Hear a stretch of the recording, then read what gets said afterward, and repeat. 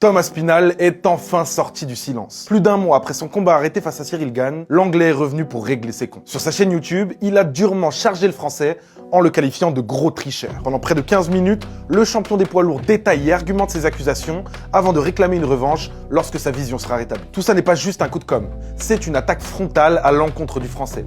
Aspinall ne parle plus d'un geste maladroit, il dénonce une intention et accuse Gane d'avoir délibérément cherché à lui arracher les yeux. Cyril Gane tried to make my head a bowling ball with the double eye poke knuckle deep in both. I think he's a big cheater. The guy was trying to poke my eyes out all the way through that round. Multiple exchanges. Nearly every exchange that I could put him in danger. He had his fingers out pointing towards my eyes. Surtout, Aspinall ne parle pas d'un incident isolé.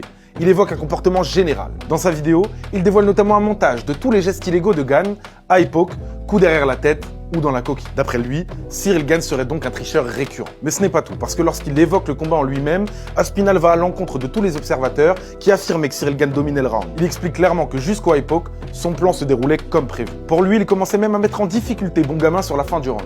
Alors quand le caméraman lui demande pourquoi il n'a pas continué, il répond sans détour. I'll tell you why I didn't continue. Because I'm not a f***ing dummy.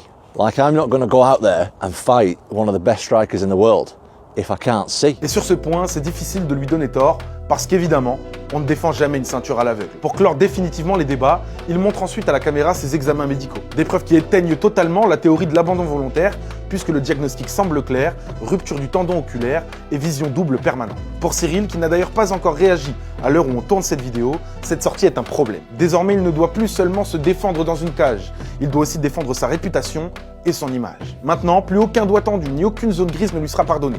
Il doit prouver que ce que décrit Tom Aspinall comme de la triche n'a rien d'intentionnel. On avait quitté l'UFC 321 avec un sentiment d'inachevé. Avec cette vidéo, Aspinall vient de relancer le feuilleton. Et ça donne une autre saveur à ce futur combat.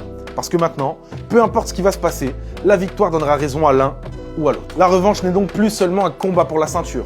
Désormais, les deux combattants défendront leur image et donc leur version des faits.